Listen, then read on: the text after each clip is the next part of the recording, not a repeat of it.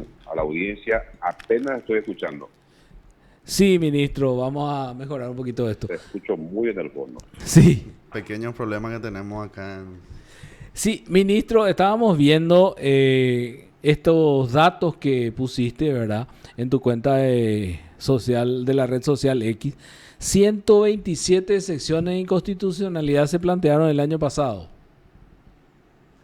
Sí, ingresaron 127 excepciones de inconstitucionalidad a la sala constitucional, obviamente, y resolvimos casualmente 127 expedientes, causas de excepciones de inconstitucionalidad. Lo que hay que aclarar ahí que no es que las 127 causas que ingresaron en el año pasado fueron resueltas, son las 127 corresponden a distintos años, ¿verdad? Que a cada mismo no tengo a mano, pero lo importante de los números, de la relación, por eso hablo de ratio ahí en la publicación, es que resolvimos exactamente la misma cantidad de casos de excepciones de inconstitucionalidad que ingresaron a la sala. Es decir, estamos haciendo un gran esfuerzo para ir superando esta carga histórica que tiene el Poder Judicial en términos de morosidad. Lógicamente, nosotros tenemos una cantidad importante de expedientes acumulados. Lo que tendríamos que lograr es resolver más casos de los ingresados. Ese es el objetivo, pero por lo menos este año ya alcanzamos este primer escalón en el sentido de resolver exactamente la misma cantidad de causas ingresadas, y para que con el tiempo podamos superar definitivamente la morosidad, hay que hacer el esfuerzo de resolver más cantidad de casos que los ingresados anualmente en la sala. Evito que el Y otro 97... dato importante también Sí, es que del total de las 127 causas de excepción de inconstitucionalidad resueltas, rechazamos el 97% e hicimos lugar al 3%. Pero también aclaré en la publicación, y ahora repito, creo que no está de más repetir, que dentro de ese 97% hay una cantidad importante de excepciones planteadas en contra de resoluciones judiciales que no proceden, y sobre este tema hemos conversado ya con los jueces para que no den trámite a las excepciones de inconstitucionalidad en contra de resoluciones judiciales, porque son abiertamente, notoriamente, claramente improcedentes, porque el Código Procesal Civil en ese sentido es muy categórico. Las excepciones de inconstitucionalidad proceden solamente contra actos normativos.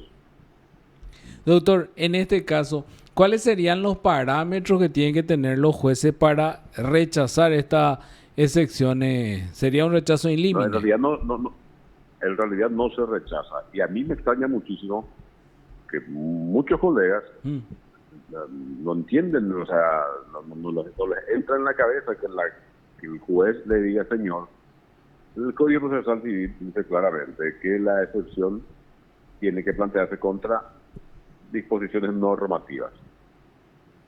En este caso no hay ninguna discusión. Ahora, cuando viene un abogado o una abogada plantea excepción de inconstitucionalidad contra una resolución judicial, no corresponde.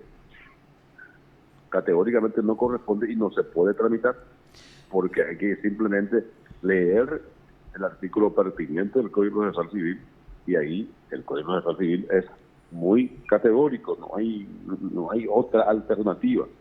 Entonces, lejos de lo que a mí me sorprende, inclusive gente con la que converso diariamente sobre estos temas, colegas, me sorprende que digan: no, un juez no puede hacer eso porque va a asumir el rol de sala constitucional. Absolutamente nada que ver. Vamos a suponer que yo un día enloquezco y me voy y planteo una acción ante un juzgado de paz, y diciendo: esto es para que se tramita ante la Corte Interamericana de los Derechos Humanos. ¿Cómo el juez de paz no me va a decir: señor, usted está equivocado y le rechazo esto por improcedente? No puedo dar trámite. O sea, en realidad, técnicamente no dar trámite.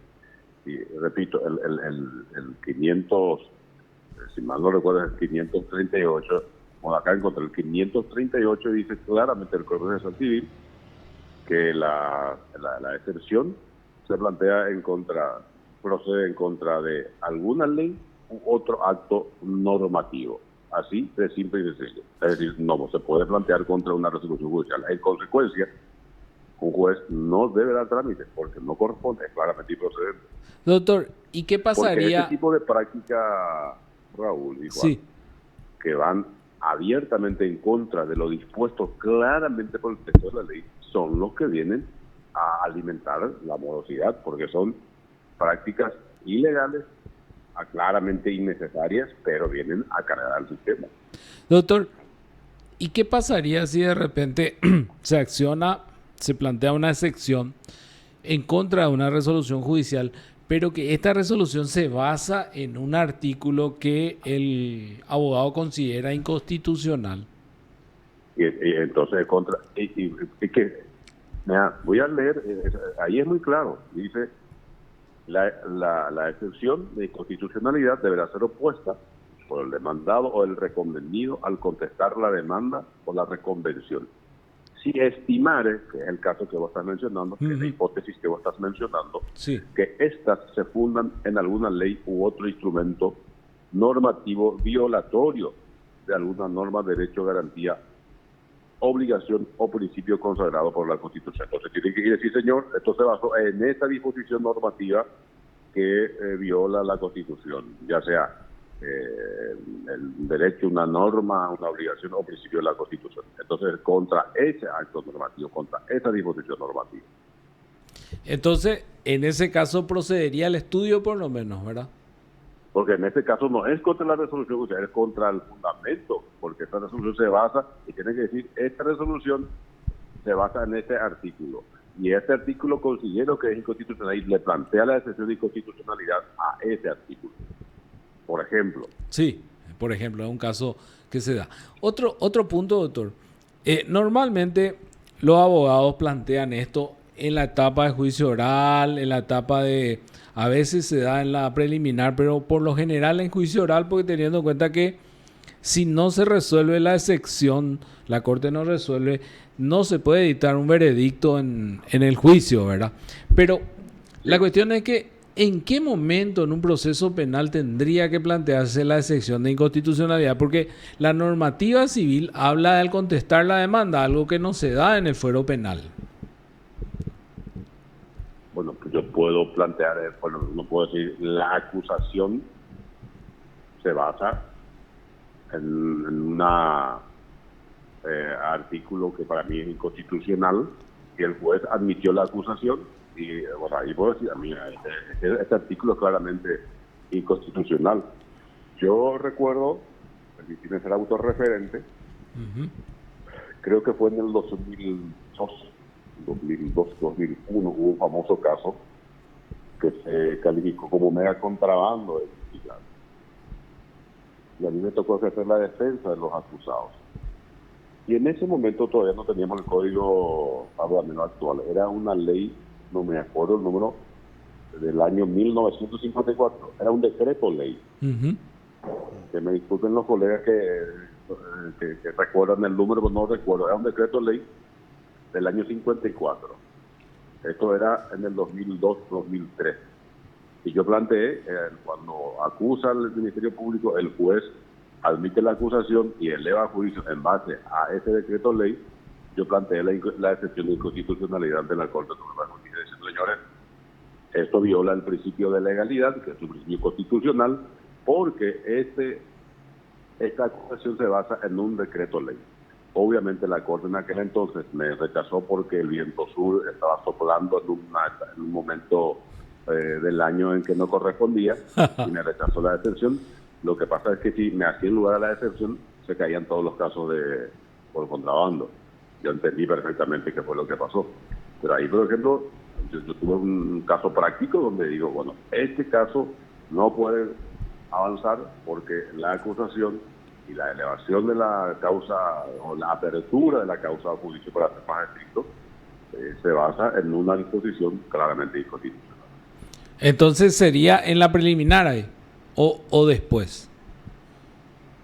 En mi caso planteé después porque en la preliminar, yo como defensa dije, señor juez, esta acusación no puede prosperar porque se basa en un decreto ley y nuestra Constitución estableció como garantía el principio de legalidad.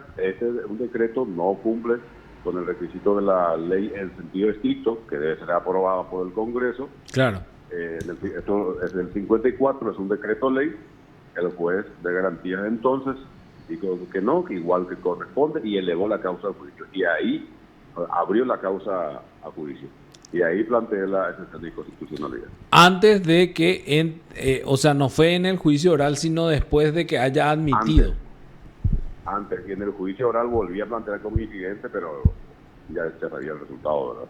Ah, entiendo. Y la Corte ya dijo que no. El tribunal de sentencia no iba a decir lo contrario. Claro, entiendo.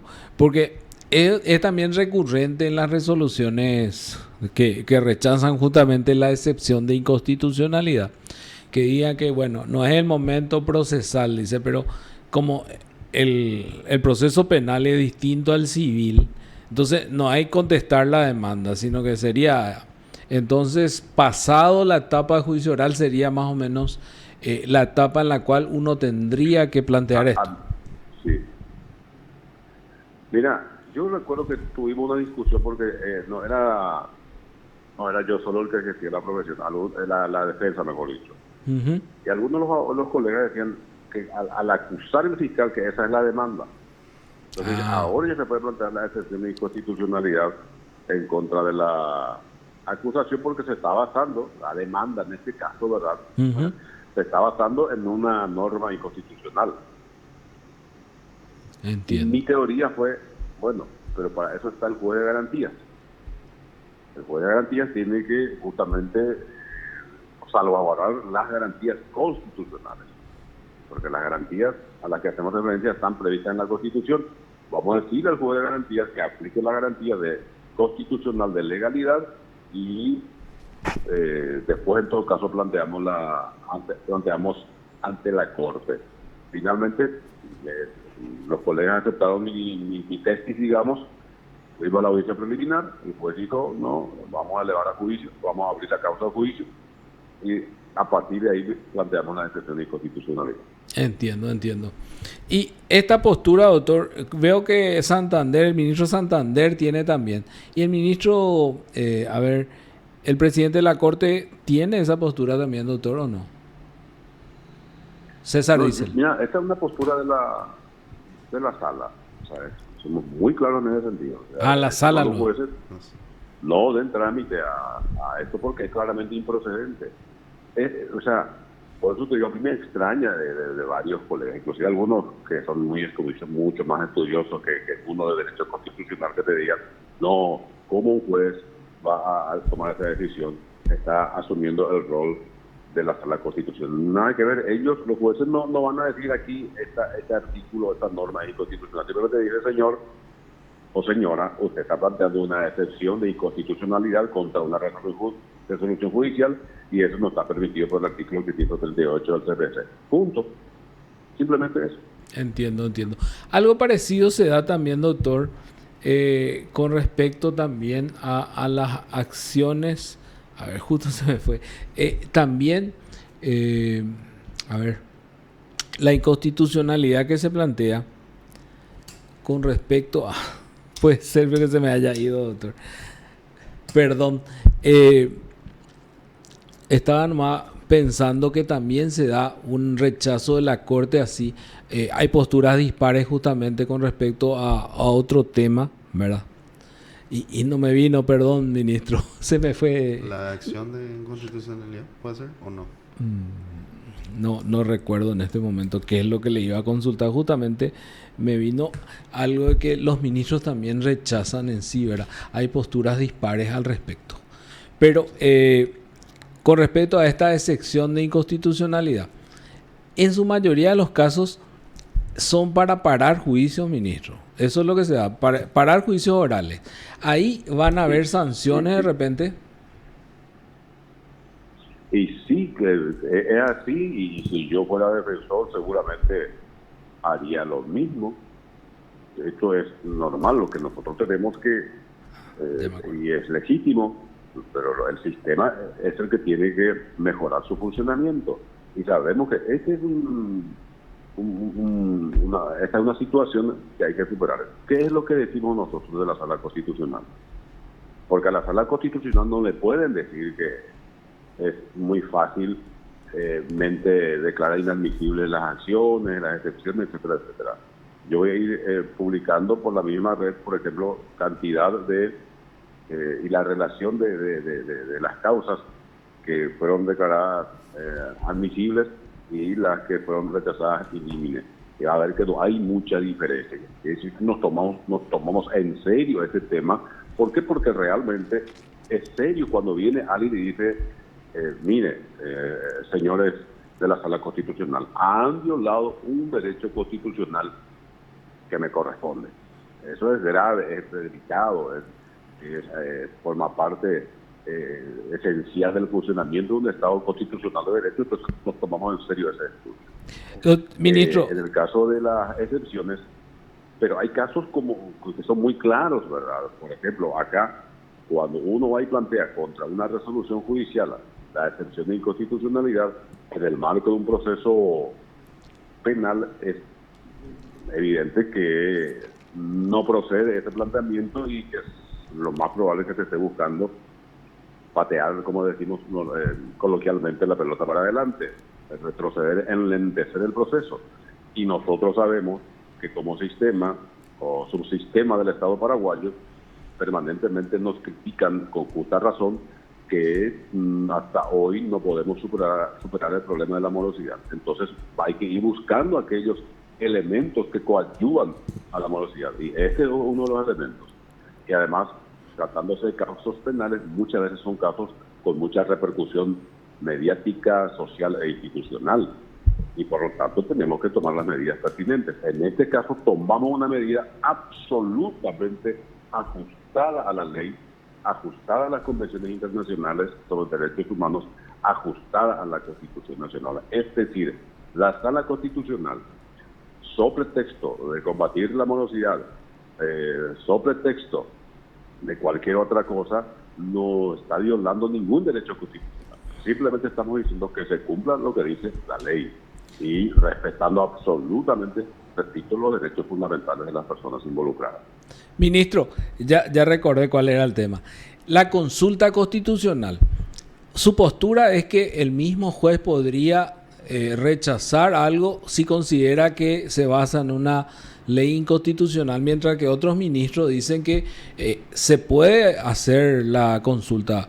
Creo que ministro Santander y ustedes están en contra de la consulta constitucional, que era una figura de la Constitución del 67, y otros ministros consideran que sí se tiene o sí se puede darle trámite porque tenemos que la declaración de inconstitucionalidad es exclusiva de la Sala Constitucional de la Corte.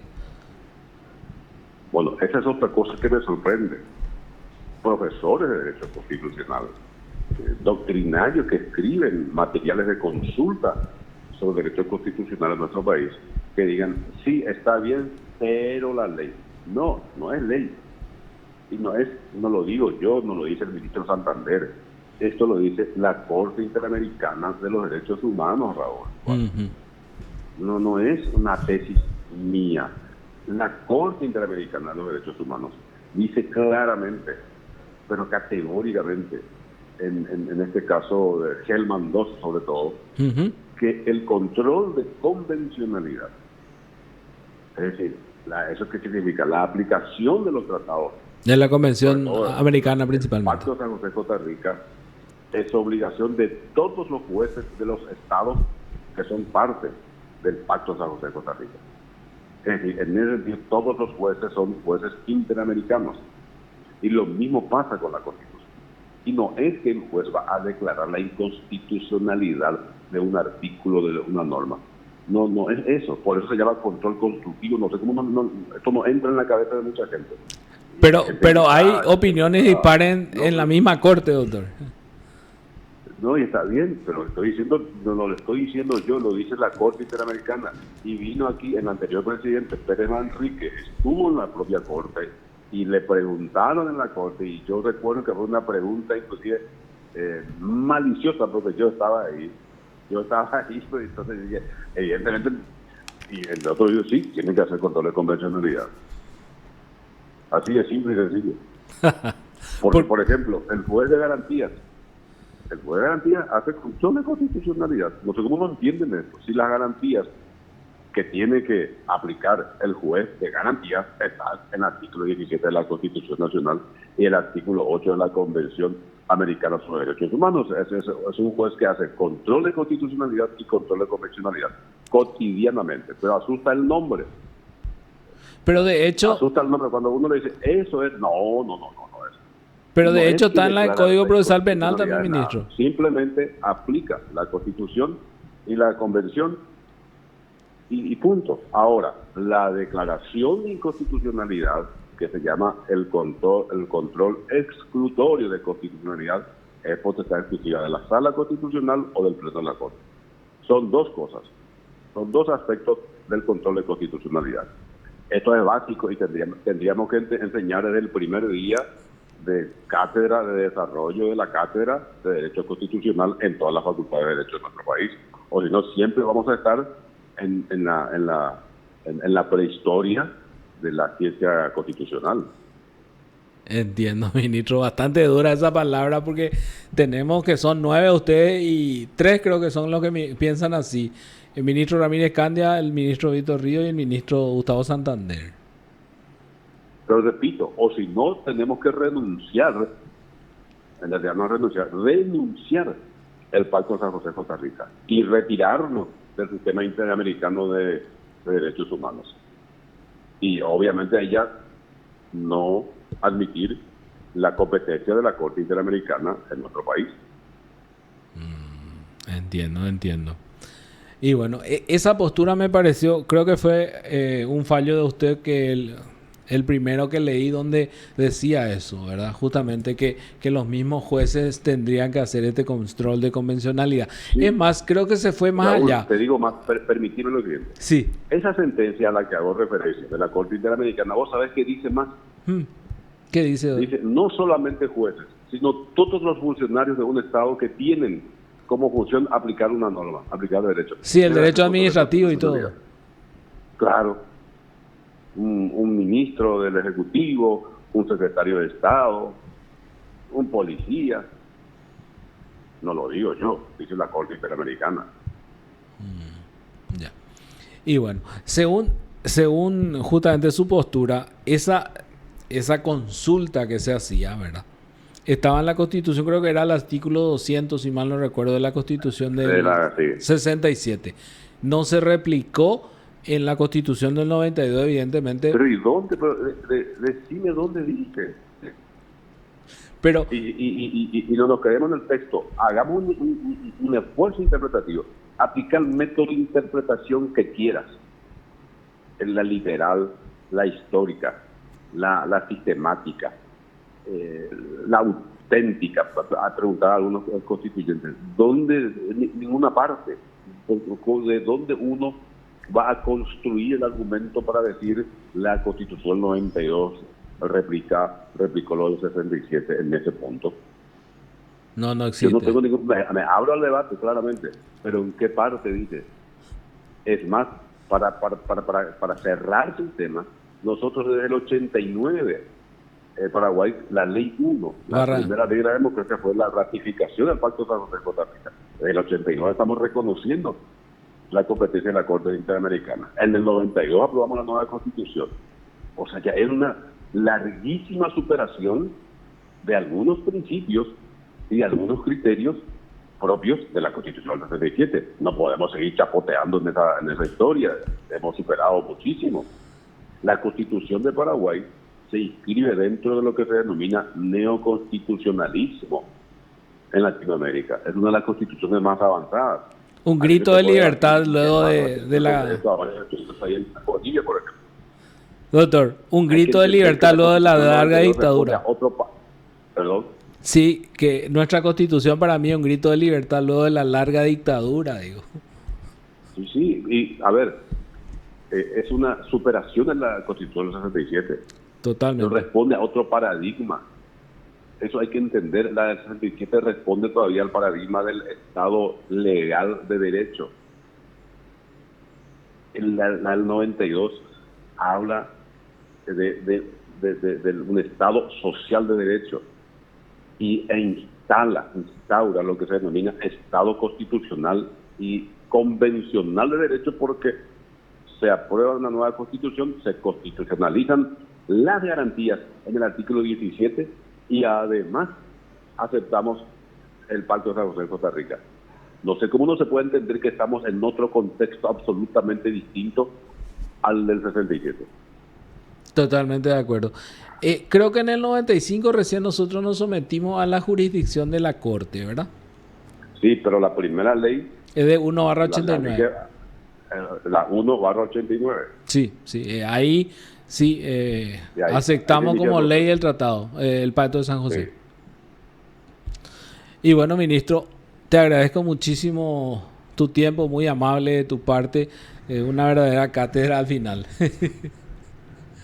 Estamos siempre a disposición y yo voy a ir presentando más números sobre la sala constitucional. Realmente tenemos que mejorar, pero yo estoy satisfecho, relativamente satisfecho con el trabajo que hemos realizado en el 2023, y eso voy a fundamentar en base a los números que voy a seguir presentando a través de las redes sociales.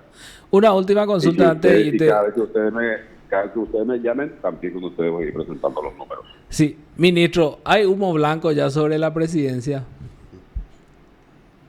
¿Perdón? Sí, hay humo blanco ya sobre la presidencia de la Corte este año. No hay.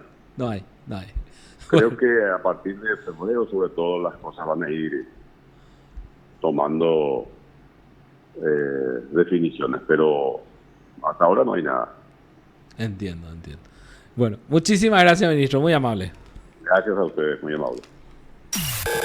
Usted está escuchando PDS.